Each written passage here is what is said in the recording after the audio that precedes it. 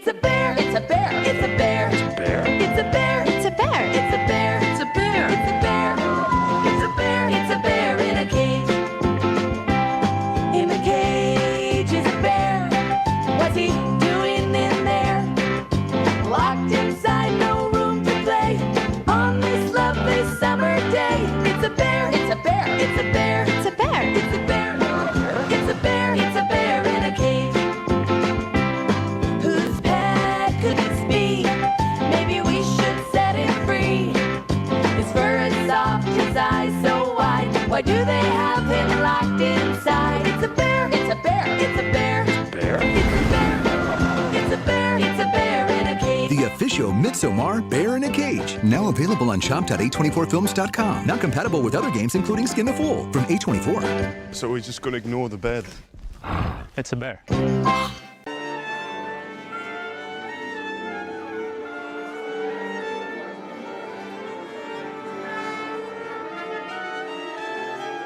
Okay, let's try this, please.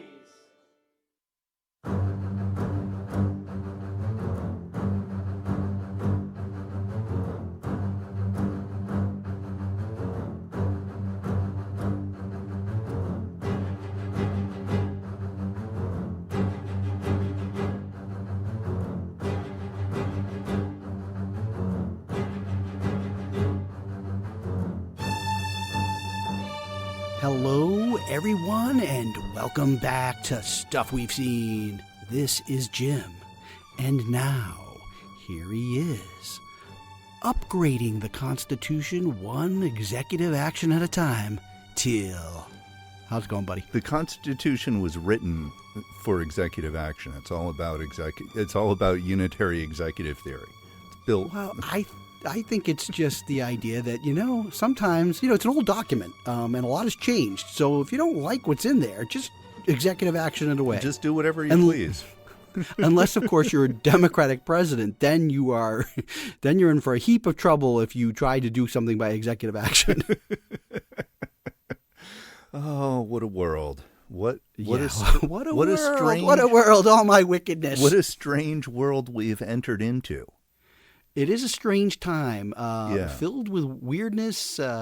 Conspiracy theories abound, and movies. Hey, I haven't been this excited about talking about movies on a show in a while.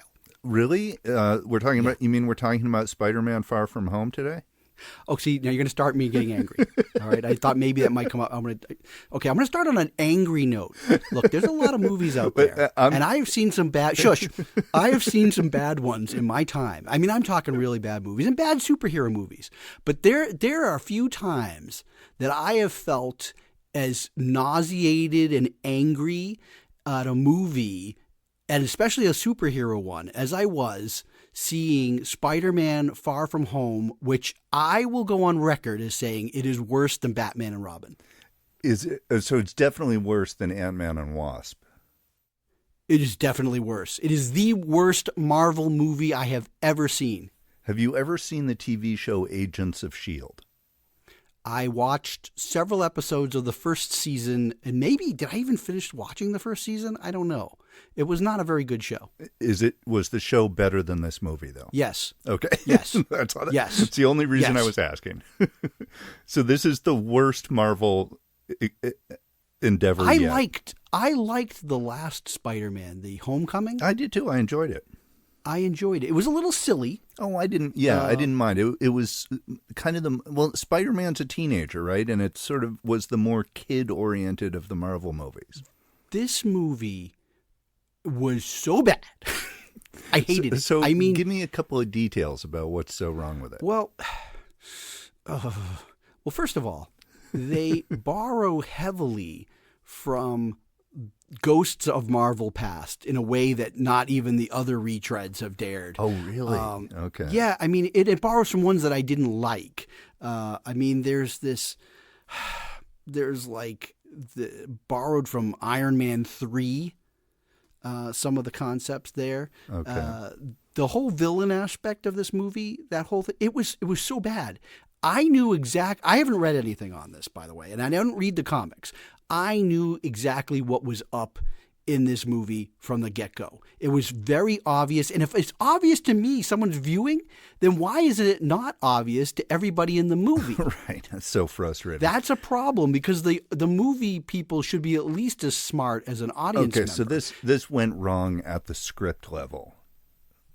Oh, yeah. I mean, it was not, I mean, look, I don't have a problem with Tom Holland, the kid who plays Spider-Man or any of that. Right. It also, one of my least favorite parts of these Marvel movies are the jokey jokes that get kind of worse and worse. This movie is just filled with yucks. It's a yuck fest. Weren't we just talking last week about those Arnold Schwarzenegger jokes? Yes, and how they kind of break the movie. This is similar kind of thing, right? The entire movie is broken. Right. Yeah.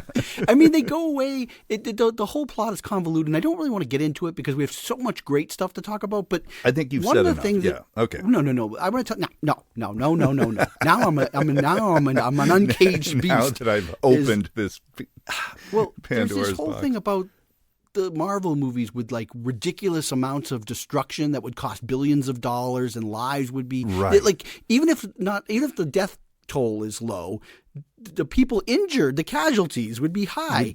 And they tried to address that in one of the movies. Yeah, the Age of Ultron. Yes. Which, by the way, is another movie that I hated of the Marvel films, and they take that aspect. It's the idea of Tony Stark's technology backfiring in a sense. Oh, and so like they recycle that aspect. And there's just things, maybe you should see it just so your mouth will drop. Because when the destruction happens, other than the main players in the movie who keep running around the action, you don't see a single person on the streets. Right, yeah. You see empty cars, you see buildings, but because they don't want to show people getting hurt or killed, they just don't show anybody. That is bizarre. It is the weirdest. It's the weirdest movie, and I really have to say I don't think I liked the frame of this film. Okay, did Spider-Man have like a Tony Stark Spider-Man suit? Yeah, that's another thing too. And, I really hate the Stark. I hate this. I hate that, but if you hate the Stark suit, you're gonna really hate the Stark glasses. Oh man, because I didn't know any of this, by the way, and of course I know you're a big Gyllenhaal fan. Yes, but you're gonna be left a little disappointed. I think. Yeah, it's so bad. Okay, it isn't. It's like isn't it like is there a grade lower than F? Because it's lower than F. I may end up seeing it. My daughter wants to see it because, Tom Holland. You know what? I didn't like Suicide Squad. It was a movie I really hated. Did anyone like Suicide Squad? I think there are people out there. Okay. We should have Michael McQuilkin back on because he actually gave it a positive review on Facebook, and it was his review that made me go and see Suicide Squad, and I thought it was an abomination. However, I'm really wrestling with the fact that I think I liked Suicide Squad more than Spider-Man Homecoming. Do you know what movie I didn't like more than Spider-Man Homecoming? What? Was Son of the Pink Panther with Roberto Benigni. That movie was the most detestable film I've ever seen in my life. Yeah. This wasn't as bad because I didn't walk out of the movie, and my youngest was with me, and he enjoyed the Spider-Man, but it was close. Right, but to being Son of Pink Panther bad. Were the action scenes at least sort of coherent? No. It was on the screen happening, and I could give a crap. Oh man, it was boring, and it's like Spider-Man, whatever. Like there's been just too many. But was your kid into the action at all? Or I guess. I mean, he's a kid. This is why these movies do well. But it's like a lot of flash and stuff going on the screen. My oldest, who's away at camp, the reason we went while I was gone is that he had no desire to see it. Like he's like, catch it on cable. Well, that's kind of how I feel about Marvel in general. Well, it is going to be now, and the best part is I'm not going to get the streaming service, so I won't have to catch it on cable. Let's move on. I'm hoping that we have to cut, and I'll just cut this all out. But I will keep it. I will keep it somewhere where I can listen to it for my own amusement someday. But let's move on and talk about an actual summer movie.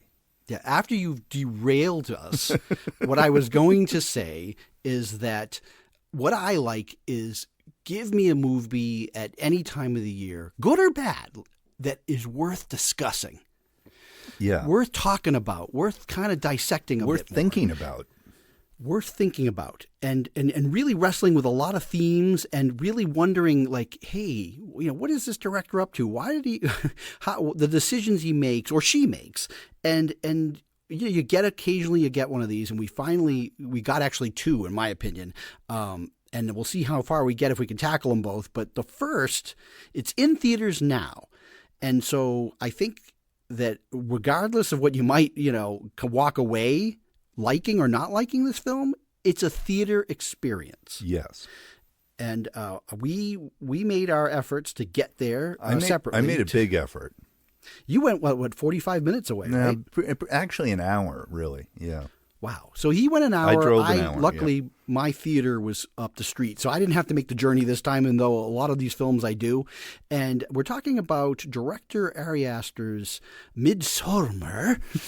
And it's a film where the first film that Ari made was Hereditary, and we talked about it early on in our podcast episodes, and we were not big fans of it. Yeah, I feel like I need to quantify that somehow, or qualify that somehow, is that it's not part of the reason I didn't like the film is because parts of it were so good. I actually understand what you're saying. Yeah, that it was so good that it invites more criticism in a way, and so when it stumbles, it's even more disappointing because it does something really great and then kind of shoots itself in the foot.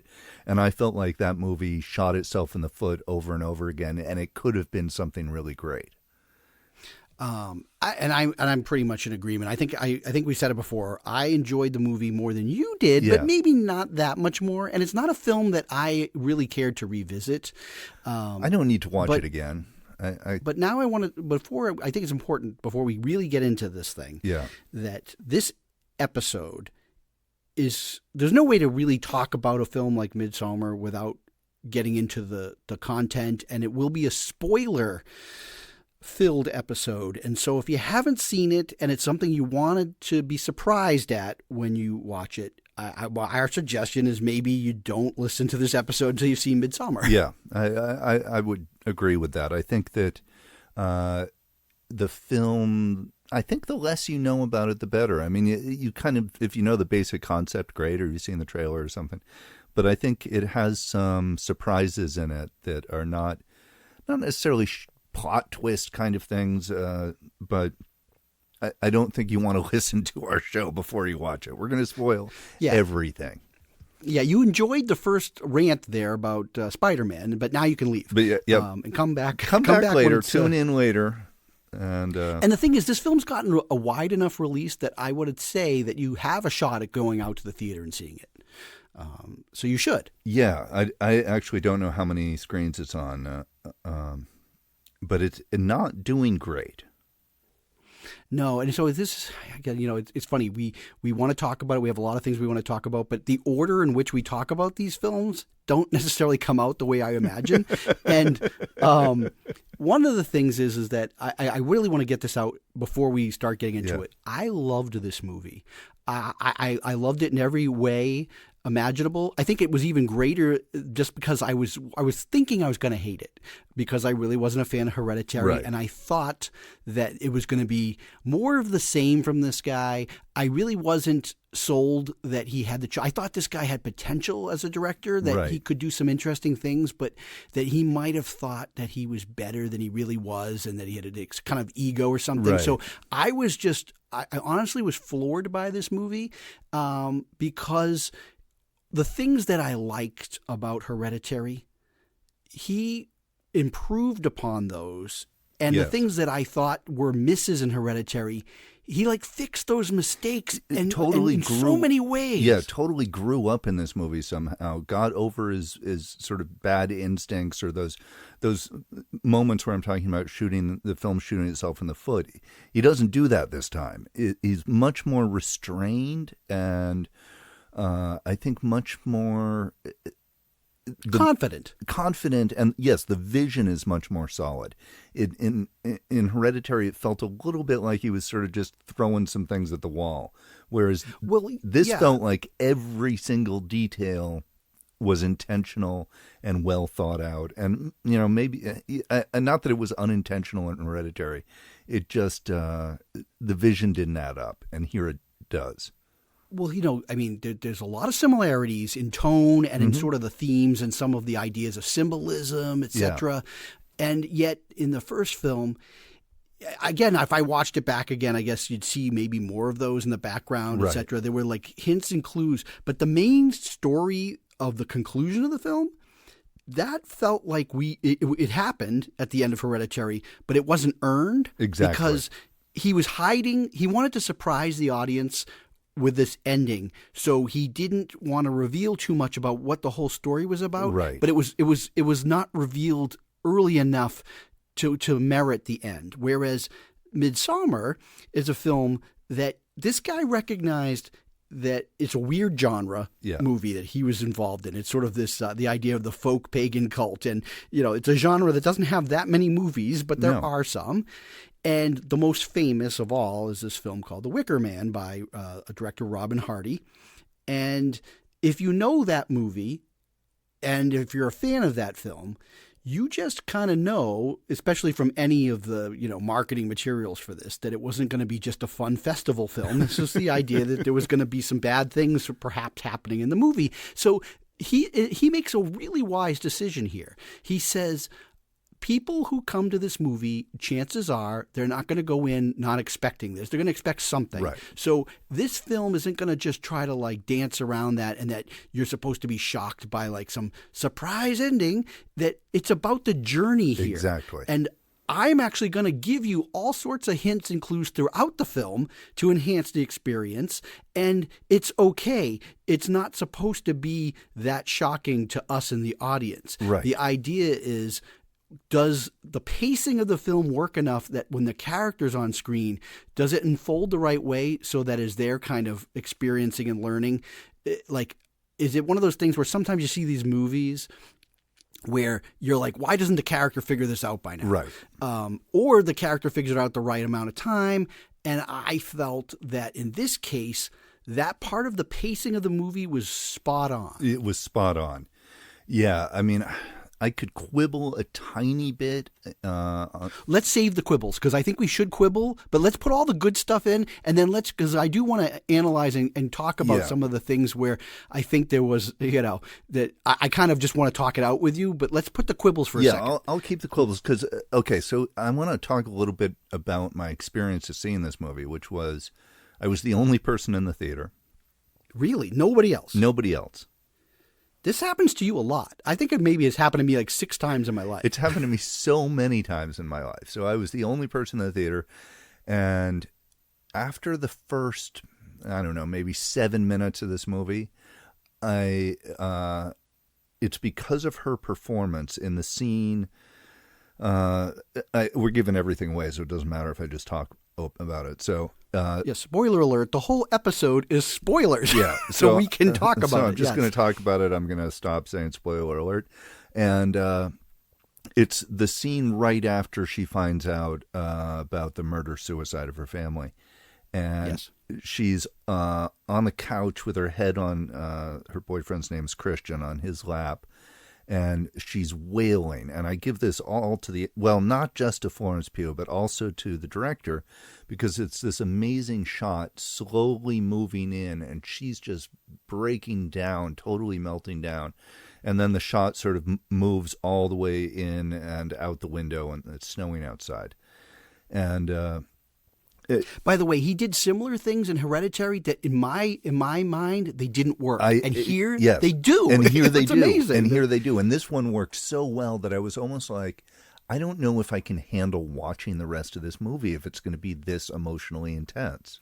Here it is. This to me, and I don't know if I feel like this is a horror movie, though I know people. I'm fine with it being in that genre, but this is my favorite type of a horror film. Unsettling and creepy. Yes. And I felt completely unsettled in the movie. And of course, even though, you know, part of me is like, what is up with this guy in creating these severe moments of insane pain, emotional and physical, with family? You know, what happens to her family is so distraught. But not only does it fit into the plot, what it does to the audience, it completely unsettles you. Yes. I am now unsettled, and it's like for the first part of the film, I can't shake what's just happened, and that puts me in a state as an audience member that's a cool place to be, that a filmmaker puts me there. Exactly. So 5 minutes in, I'm already like emotionally raw, right? Which is what the character is, right? She's in this very vulnerable place, walking into this commune. Yeah, and also, what's another cool thing? Again, this is where I'm like, this guy. We're in the hands of maybe a budding master. I don't know. Is that you know that this relationship is rocky, and you've been verbally told that through some conversations where you have the boyfriend and his pals, and his pals are saying, "You've been wanting to get out of this relationship for a year." But see, what happens is there's a lot of times these movies where she ends up going on the trip with them, and you don't buy it. You're like, right. Okay, but here. You know damn well that you're just about to break up with somebody, and then they have this tragedy happen to them. Yes. There's no way you're breaking up with them. You can't break up with them at this point. They need you in a way, and so you're already making a sacrifice. Yes. But he wants to get away from her still, so he is going to go on this trip to Sweden, and then she finds out about it. And now he invites her, of course. Right. And he invites her thinking she's not going to go, and then he has to tell his friends to kind of play along. And here's another this is where, again, this guy's a master. And there is comedy in this film, and It was a funny moment, and I was laughing several times in this movie.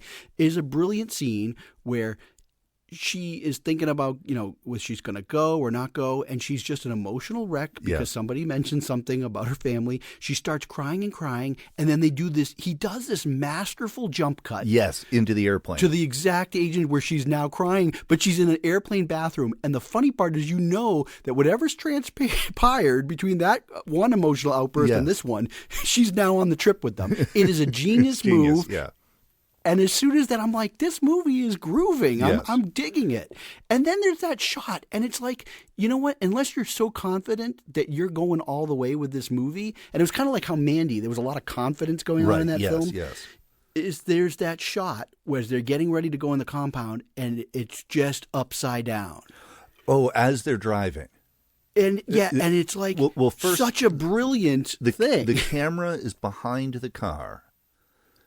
Sort of following from maybe a helicopter view, and it moves forward over the car and tilts down until the car is upside down. And then it cuts to a shot of like the point of view of the car going forward, but it's also upside down. It's so great. But the movement is amazing, and it's just telling us, okay, we're going into an upside down world now. It's Alice is just fallen into the rabbit hole.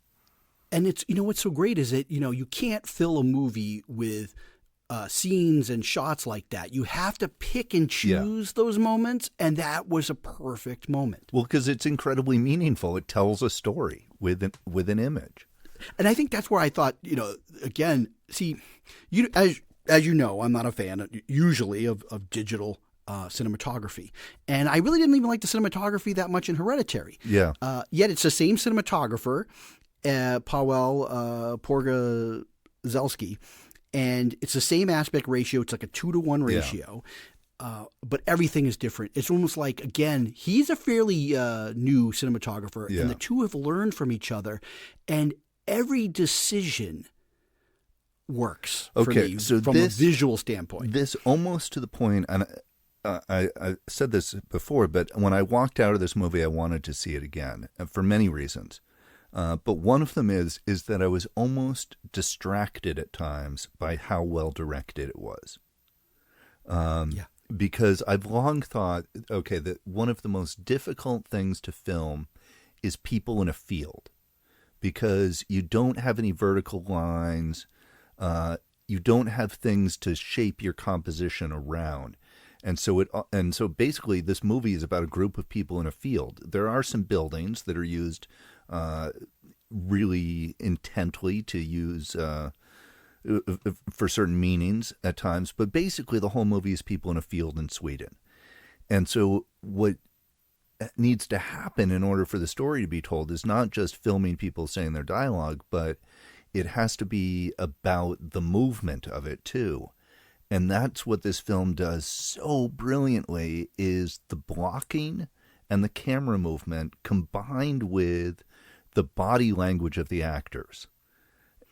Yeah, I mean, this movie, look, I always make the argument, and I'd say that the argument on this one, too. Look, the film didn't have to be 2 hours and 20 minutes. It could have easily been 2 hours. Yeah. But that being said, even though it's a slow-paced sort of movie, because, again, it's sort of languid, that they are spending all this time outside in the midnight sun, I wasn't even remotely bored in this movie even 1 second. No. It was always interesting, and again, as you just said, you have to be able to, it's more than dialogue, you have to be able to film something so that it's always interesting. Yes. And that it's always telling a story. And so much of that in this movie is about where people are standing, how they're standing, who they're moving towards within the frame.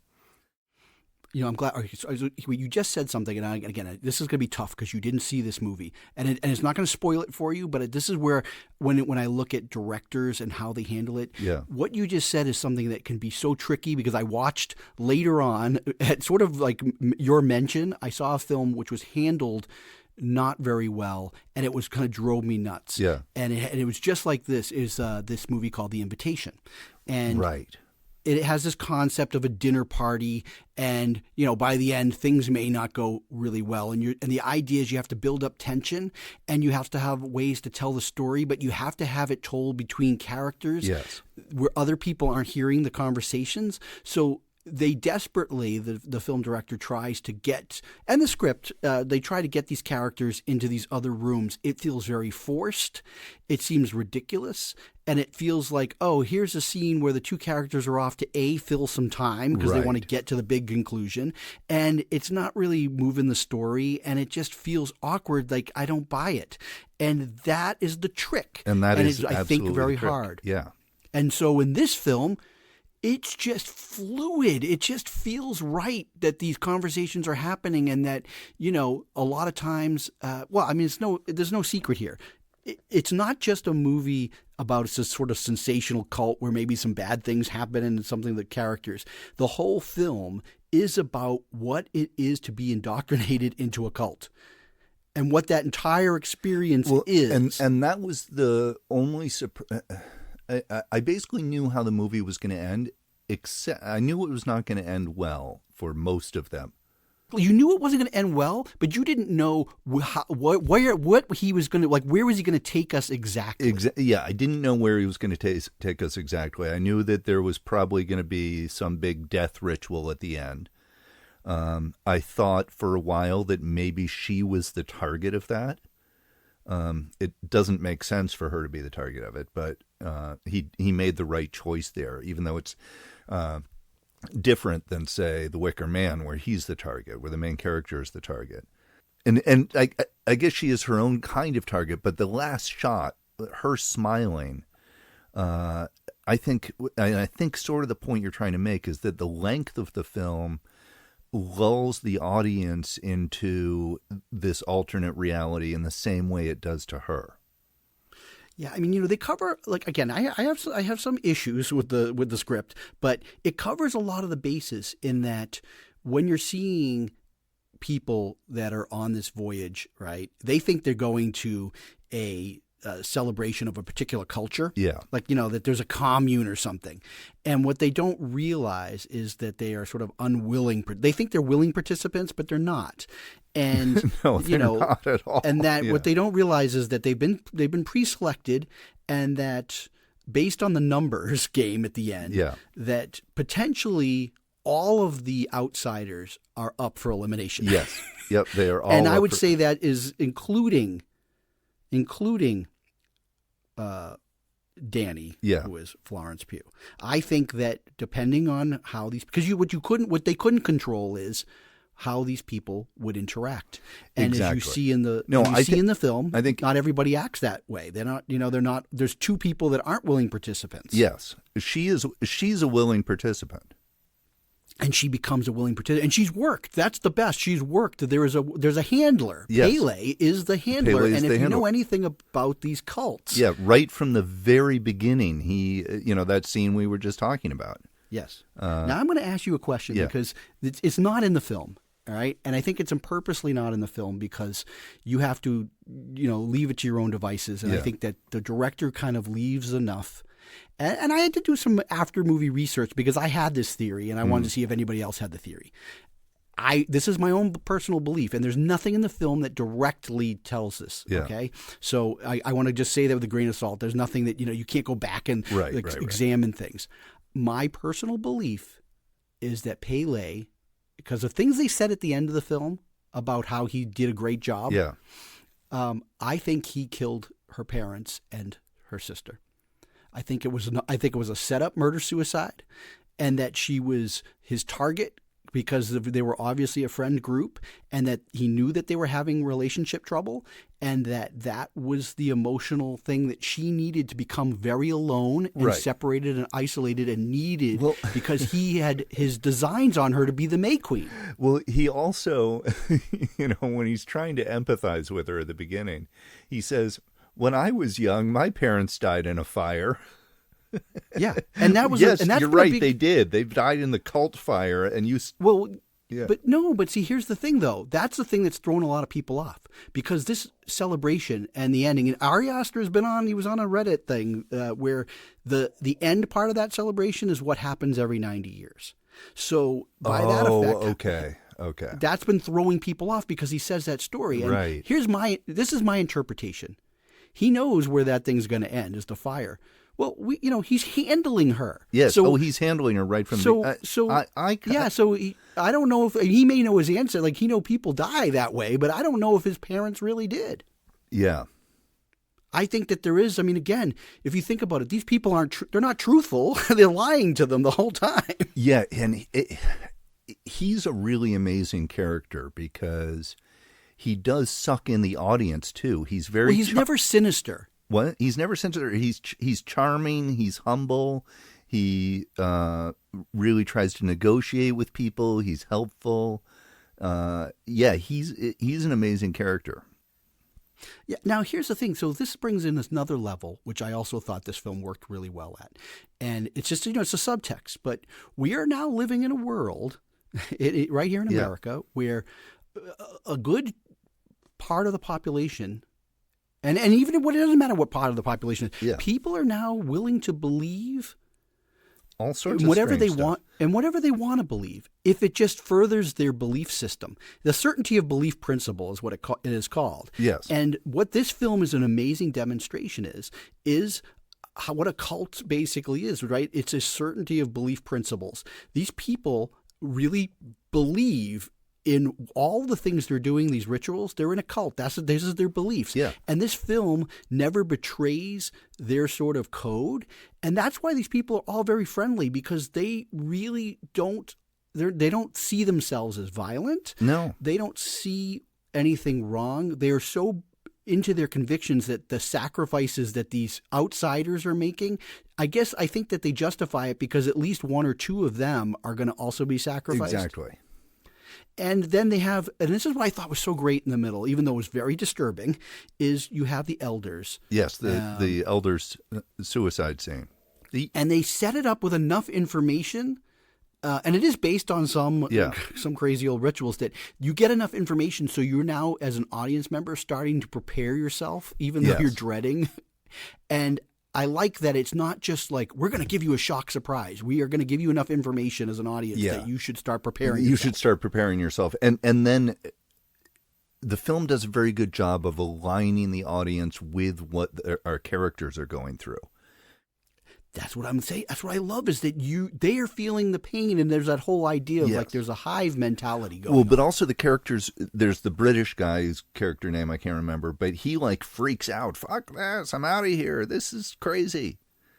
Like in that moment. And so they have all these different reactions to these events, and that continues throughout. Everybody is sort of reacting to them differently. So here's a couple of things. So what is your thoughts? Do you feel that like the parents and that murder-suicide was just, it happened and that, or do you think that the Pele was involved? I think Pele was involved. Okay. I mean, again, it didn't give any direct evidence. No. There's no direct evidence. It's really just, and I mean, maybe it doesn't really matter if he was, but he was definitely he was definitely working her from the very beginning. It was not just a casual. It was not just a coincidence in my mind. Yeah, and that's why, again, I think that the script, in poor scripts, you can say, well, I don't understand. She shouldn't have probably been there in the first place. And you can start to really rip it apart. Now, Here's the thing that is inescapable for me. But I love the movie so much that I'm willing to just, kind of forgive it. But it's still stick in my mind is there's so many of them that go over. Yeah. Somebody's got a family member, right, that's going to wonder what happened to them. And as my wife said, the one guy, he's like on the computer and he's trying to send stuff. There should be stuff and evidence in the cloud. And, you start to think about what happens after the fact. And the thing is, 90 years ago, it would have been much easier for them to get away with. Yeah, I would think so, yes. And, I kind of thought it'd be a funny tie-in with The Wicker Man in that in The Wicker Man, right, the idea is that there's a missing girl that he goes to try to find, and it would be kind of funny that the sequel is now it's like Wicker Man tie-in where an investigator is going to find out what happened to all these kids. Once you get to the end and you have those thoughts, it's kind of that is a valid critique of the movie. I think is. I mean, that was my biggie, right? That was that one, and just the fact that Pele said that whole thing about the fire and that it makes people go, well, wait a minute. Right. Oh, I wonder if when he was little, he did this to his parents and then he became really part of the cult. Right. And I'm like, but wait a minute, this is only a 90-year ceremony. So anything that could even add to confusion of the audience, I always think is not a good thing. Well, especially when in a film like this where the religion they've created is so complete and so thoroughly imagined and so detailed that you don't want anything kind of out of place or confusing the audience. Yeah. Now, so those were really my gripes. Honestly, I didn't really have anything, so I'm kind of curious what other gripes you had, so we can discuss. Okay, and mine are really small. So the scene when Josh, the grad student who's doing his dissertation. Yes. When or his thesis on this, when he goes into their library and starts photographing the book, right, and then you see a shadow behind him. Yes, I believe the scene should have ended there. Instead, they show him getting hit on the head with a hammer and falling down and moaning, and somebody coming in wearing his friend Mark's face. And to me, that I would have liked it better if he had just been another character that disappeared. Now that's interesting. You said wearing his friend Mark's face. So is that what you thought? It was a mask of sorts? Because I don't know if you remember, there was the tapestry scene, and they showed basically, if you paid attention to where they panned through, they showed every step of what was going to happen in the movie. And there was a scene where it looked like somebody was zombified. Right. And I took it that they zombified him to some degree. I kind of did too until I read an article that said it was wearing his face. And that's again, we'd have to that's what we talk about wanting to see a film a second time. Yeah, so I don't really know. But my point is that I think that scene went a little too horror movie. I'm not going to defend it, but I think I'm going to give you what I think's the rationale for it. Yeah. And of course, it was totally ridiculous, right? Because you knew he's going there and photographing, things aren't going to go well. And of course, for the justification factor, it made it a lot easier when they're making their decisions on, who's going to survive and who's not. Is that, he betrayed the trust. It's easy for him to go. The other kid peed on the ancestors. He's got to go. Yeah. But my thought is that he did this amazing thing where with the British travelers. Yeah. They disappear. Exactly. And right? But then you have one disappeared and you're pretty sure that's not good. But then when she disappears, and again, I don't know how this would play if you're just sitting in your living room watching this, but in the theater, you can hear the faintest screams of a girl. Yes. I loved it because you're just like knowing, you don't know what happened to her, but you hear and you just know that was her. And it's a great thing. It's like a Spielberg thing or a Hitchcock thing. He gets a lot of mileage out of us not knowing. There's a dread in not knowing exactly what happened to these people. And I think that while you're arguing that if we didn't know what happened to that guy too, that could be interesting. Yeah. I think that I don't know, maybe it's to appease horror fans, is that, okay, he did that with the two British travelers. You didn't actually see the obnoxious guy get killed. He went off with the girl and we didn't see him again. So we've got to show at least one so that the audience knows, no, these people, like, that's the moment where you're like, okay, anything I might have thought, oh, these people really are gone. You see, I think that's why he did it. Okay. Just because it's like you have to show the shark once. So I think that is the reason. It's the moment where the audience, in case you hadn't figured it out, oh, this is exactly what I thought was happening. I guess that's maybe why I didn't like it, is because it's a moment that sort of removes some mystery. And I get what you're saying, but it was only in retrospect that the scene threw me off, because it just seemed slightly out of place. Okay, so here's my other quibble, is I'm not sure, and I'm willing to be convinced on this, it's more of a question than anything, is what happens when they take her away in the carriage as the May Queen, and Christian goes into that other building and has sex with that woman.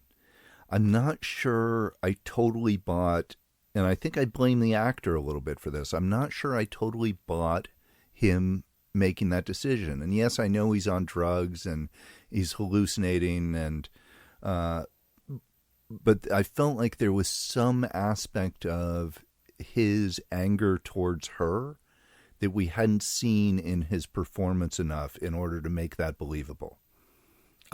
This is a time where I wish we had the female perspective. Yeah. I wish I could call my wife down here to talk to her about it, because she may have a different thought on that.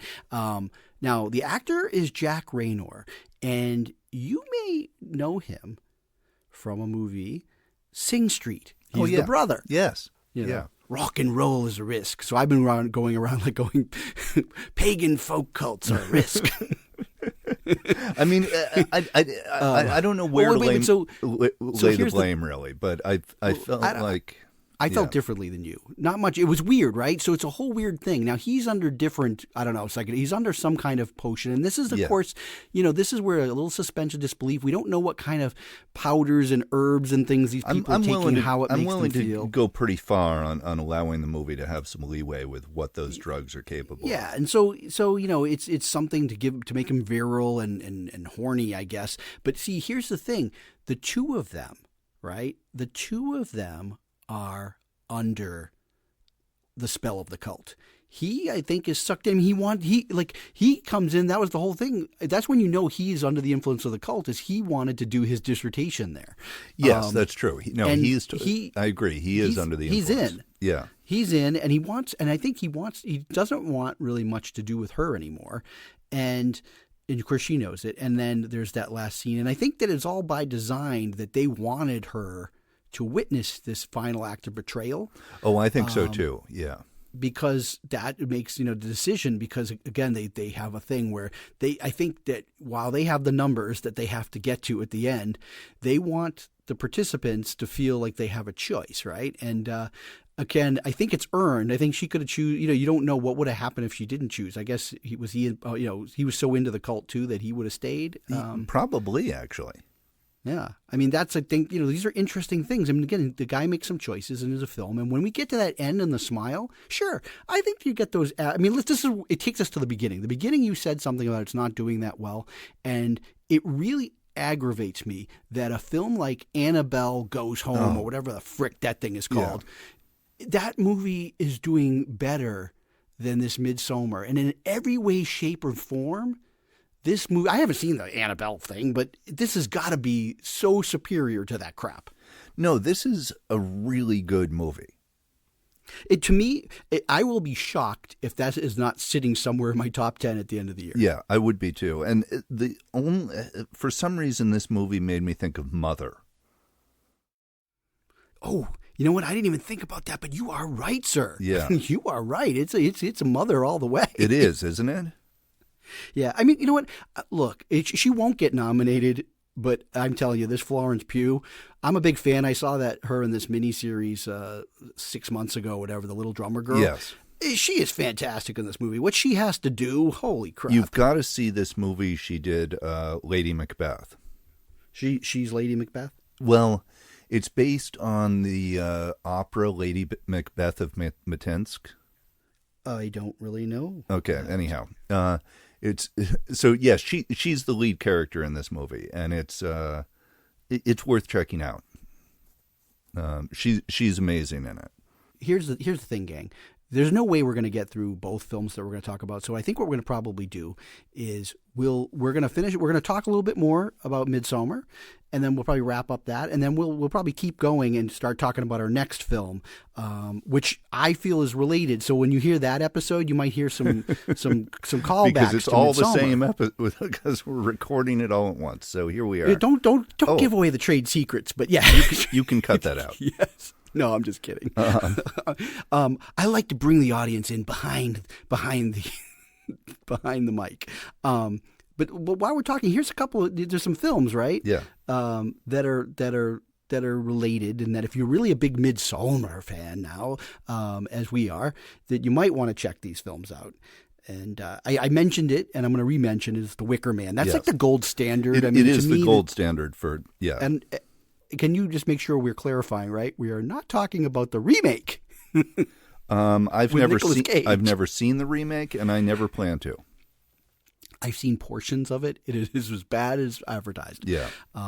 But there's also much less known than The Wicker Man is from, I think 2011, The Wicker Tree. Yes.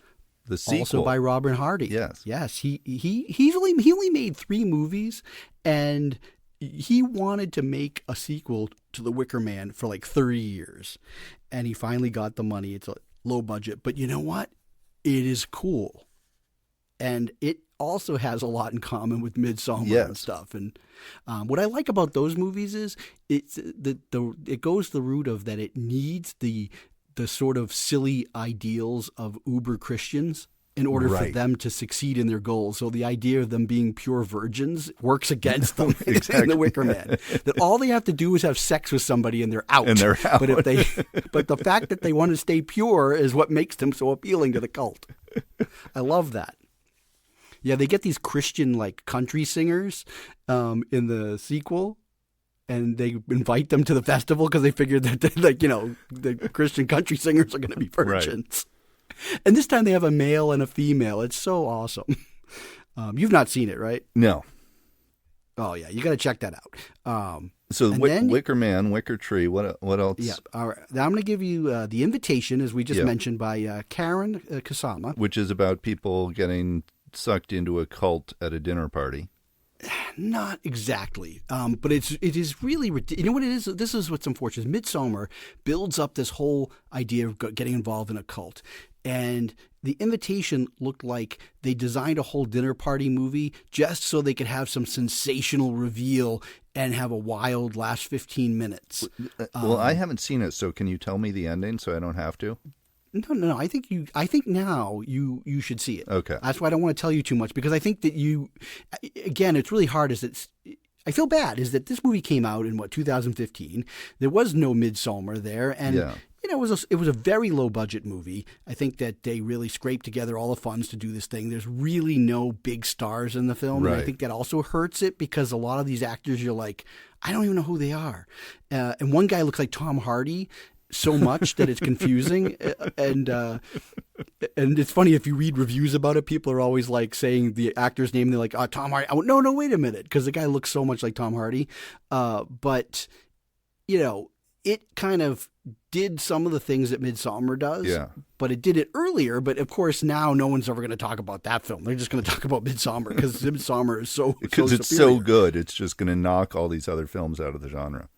And then, if you want to go your full movie where a guy's innocently sucked into a cult and handled and stuff, there's 2 movies from 1982 that as a kid I loved and was also so frightened of because it just was scarier than any horror movie. Was this movie called Split Image? Oh yeah. Do you remember? It said he gets sucked into the cult, and then the family can't get him out, so they hire a deprogrammer played by James Woods. Yes. And they have to kidnap their son, and he's like stuck for like 72 hours in this room where James Woods is like screaming at him and spitting on the picture of the cult leader who was played by Peter Fonda. Oh, it's so awesome. And that the same year was a movie called Ticket to Heaven, which is also the same exact story about getting sucked into a cult and the parents have to get a deprogrammer. Which I guess there's also that one with Harvey Keitel and... Hideous Kinky? Yes. Is that the one? No, it's Up in... Shoot. Up in Smoke. Up in Smoke? Right? No. Something like... what's the one that... Jane Champion directed it, right? Yes. And it's got Kate Winslet in it. Yeah. Oh, damn it. See, why didn't you have that on a list? Well, because it just popped into my mind right now. I hadn't been thinking about cult deprogramming. I had been thinking about people... You hadn't? No, not what? I thought you made me watch a movie for this program. So how could you not be thinking about this? Well, I've been thinking about it, but I was thinking about cults, not necessarily the deprogramming part. Oh, okay. Well, I'm just offering other things. Like there's Mandy. Holy has a great Smoke cult is the name of the aspect to movie. it. It was Holy Smoke. Yes, I didn't see it, but I know what you're talking about. I did see it in the theater 20 years ago. So I think I'm. Is it worth it? Jane Champion. Look, I guess if you're doing the subgenre, yeah, it's worth it. It's probably one of the better entries in the subgenre. Well, that's why I said you have to see The Invitation, right? Yes. I didn't really like it, but it's part of the subgenre. As a subgenre completionist, I got to see it. Yeah. Yeah. And I'm not a subgenre completionist, but you insisted. I insisted you complete the subgenre. I see a movie, and it's one of my least favorite directors. Yes, you hate this guy. Ben Wheatley. We talked about him in the program, and I hated what I had seen of his films, which was not very much, but I hated this movie called Free Fire. Yes. And so, I'm not going to go spending money to go rent a film from this guy, but anything that's available for free.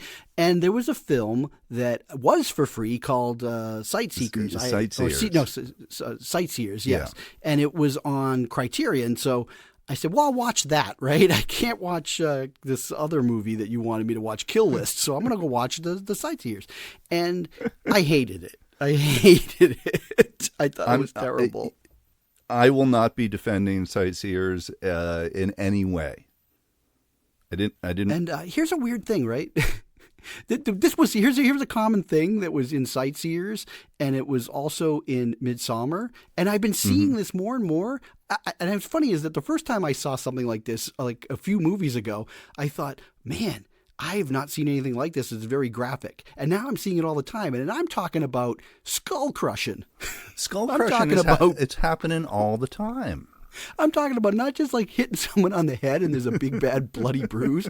I'm talking about caving that mother effing skull in, and it's everywhere, man. I had to watch those Zoller movies, right? The Cell Block 99 and the Bone Tomahawk, and those have head crushing. Man, yeah, and then we have like Mandy, right? And there's a big crushing moment in that movie.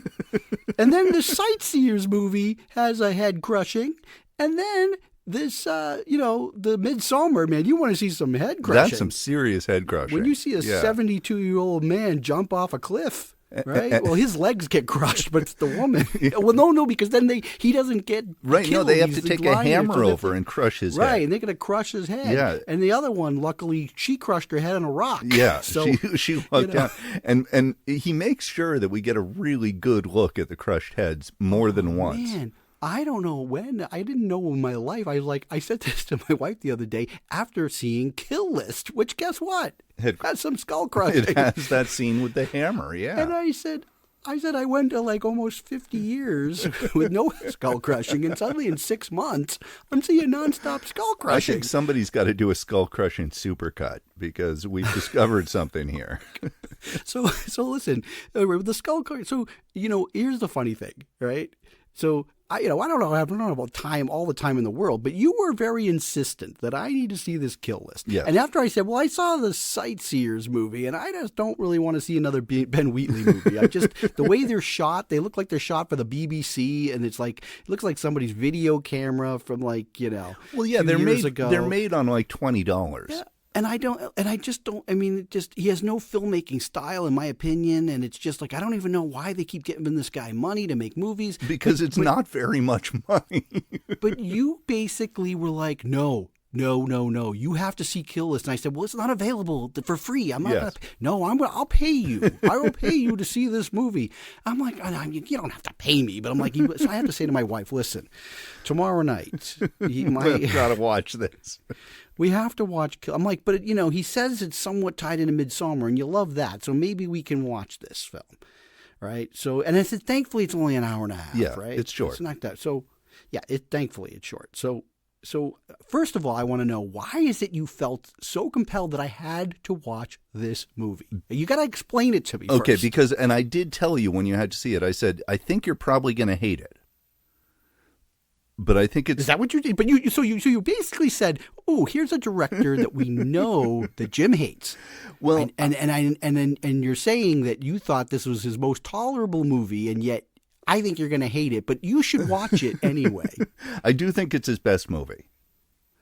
But I don't understand why you thought I had to watch it. Oh, just because it has such a similar plot to Wicker Man and Midsommar. It does not, though. It doesn't. It does not. What do you mean? It does not. Just because he decides to throw in some cult people at the end, that doesn't make it a Wicker Man. Listen, this movie is about one thing, but he didn't have enough for a whole hour and a half film. So they threw in a couple of little tidbits, and then there's this cult thing at the end. And then there's a very non-surprising thing with his wife and his son. Yeah. Which, unless you're a total moron, you can see that coming. And here's the worst part is that because you don't give a rat's ass about anybody or anything in this movie, you're just like, you could care less. Like, it happens, right? The ending, which is supposed to be so shocking. It's like, yeah, I saw it coming, and who cares? And you can't. First of all, you can't understand a word they're saying in the whole movie. Yeah, that doesn't bother me. That's one of the. It doesn't. You know why it didn't bother us? Because it was so bad. I didn't care what they were saying. Now it's his style. It's more of a film about the hitman. That part's kind of interesting, going on the job and stuff. Even though there's a movie about kind of hitman that was much better. It was called The Hit, Stephen Frears, and you should check that out. But that part was kind of interesting. But they're being manipulated by this death cult. Yeah, but for what, though? Like, it didn't really add up to anything. Why, like, it really didn't know to why, though.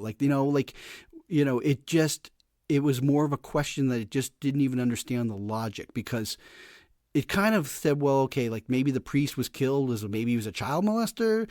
Then obviously the second guy was like a kiddie porn person. So right, but made sense. they're part of a cult that is like, instead of committing suicide, they have these guys kill them. Oh, that's why they're saying thank you. I yes. Guess. I guess, but but who's the person that they were supposed to be killing the third one, or is it just a setup so they could kill them? It's just a setup so they can kill them. That's it. Yeah, it's so weak. These guys, they're the outsiders being pulled in by this cult, and it's so weak. And they're being manipulated by the cult. To me, that seems like the same story. Oh, it's a terrible movie. It's like such a thin idea, and it's lame. I recommend it to Bill from Queens. Nobody.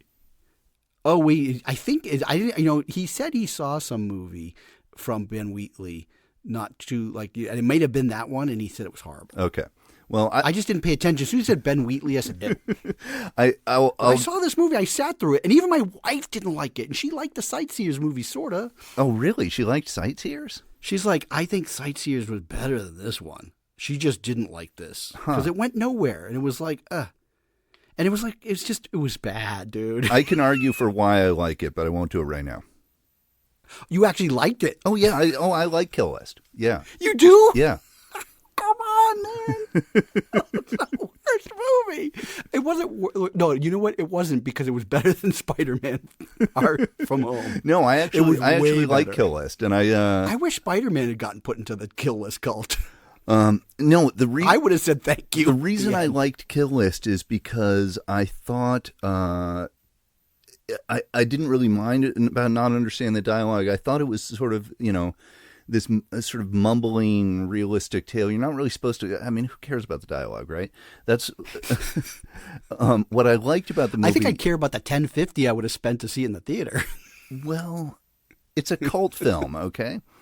And not just that it's a film about a cult, sort of, but it's not a cult movie. It is, though. Meaning it's not a movie I'm going to go see at midnight. Well, but people do. They do? Yes. Who are these people that like it? Kill List has on a list. Kill List has a cult following.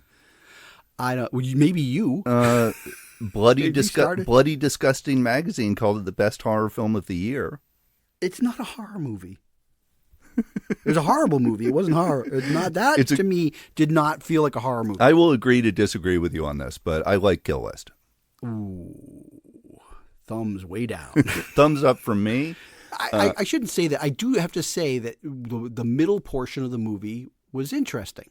I found the movie. Here's why I liked it. I found it emotionally effective when I was sitting alone watching it in a dark room. Basically just the mise en scène and the pacing. The guy that shoots widescreen, but he has no concept of where to put the actors. That's what the movie got under my skin. Now, mise en scène was probably the wrong thing to say, but yes, it was. The movie took me on sort of a 90-minute little emotional experience that I thought was cool. Oh, my God. Yeah. Well, it's our first major disagreement, folks. It had to happen eventually. Well, no, it's good that it's happened because now I guess it gives our listeners something to take sides on. I think that this is I have my own sort of conspiracy theory that I felt that you purposely did this, that you knew I was going to hate this movie because you just wanted to see me riled up. So that's why at the beginning of the movie you threw out the Spider-Man, and at the end it's just like one of these movies, where you were handling me the whole time. So at the end you just the boom. And I knew though what you were doing the whole time. I'm like, he knows what he's doing. Okay, so listen, folks. There's no way we're going to get to talk about the next film, and I don't want to cut that short. So we are going to wrap this up. And so just as a cliffhanger for you folks out there is we're going to talk about another movie called Under the Silver Lake. And it's also by the same distribution company, A24, that did Midsommar. And I thought it would be a good double feature because it talks about weird conspiracies and maybe some cults in there, and maybe there's even a skull crush or two that we could also throw in there. And so I thought, in a strange way, there was some similarities, and I happened to see them like around the same time as Under Silver Lake. Didn't quite make it into theaters. It made it to video on demand, and it was on Amazon Prime, which you could catch up. So if you're listening to this and you're like, oh, geez, what's this Under the Silver Lake? Why don't you go ahead and go watch that, and then come back and listen to our next episode. Yeah, which we are not going to be taping right now because we run out of time to even tape, and so. But I think it was worthwhile because it really, Midsommar is a gold standard movie in my book. It's not for everyone. I would say that, right? Oh, I'm not. I'm really not recommending it to much of anyone. See, and I'm like, I think if you say you're a horror fan, well, this is going to test to see what. Sure. I'm not recommending. It's going to test what kind of horror fan you really are. Yeah, no, this is a horror film the way like Rosemary's Baby is a horror film. Yeah. Now, do you think your wife would like this? See, I think she would. I think she would. Yes, I do. I don't think my parents would like it. I'm not recommending it for most parents. No. Yeah, no, I'm not. And as I've read, if you're in a shaky relationship, maybe not go with your significant other to see it. I think it's not the best date movie. Well, I heard there was like some fights that broke out after one screening where a couple got into a huge fight and they broke up, like basically at the end of the movie. Really? Yeah. Well, yeah. Depending on who you side with in this movie, I can see that. I can see that happening. I'm glad though that you feel the same way I do about the whole murder-suicide thing. Yes. I do. Yep, I had that thought. Which, by the way, again, it's not mentioned. It's literally not. It's not explicitly laid out that way. But it just seems very suspicious. It seems very some of the suspicious. Choices he made. Yeah. In just the way that they showed the murder suicide, and then having the computer left on. Yes. And it be not like a phone, but like a laptop computer, and it was like almost like left as evidence. Yes.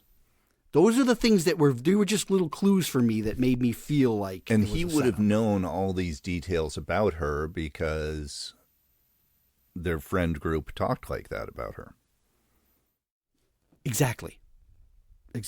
Yeah. It wasn't the first time. He wasn't meeting her for the first time after this happened. Yeah, he met her. So, all right. But gang, get out there, see Midsommar. Or I guess if you've listened to this, hopefully you've seen it, because otherwise we've just pretty much ruined the movie for you. We've just ruined it for you. But no, get out there, see it, and then we will be back to talk about Under the Silver Lake next time. All right, kids. And don't forget Apple Podcasts. We have a website. Not everybody has a website. We do. StuffWeSeen.com. And Twitter and Instagram and all that fun stuff. So get there. All right, people. Bye-bye.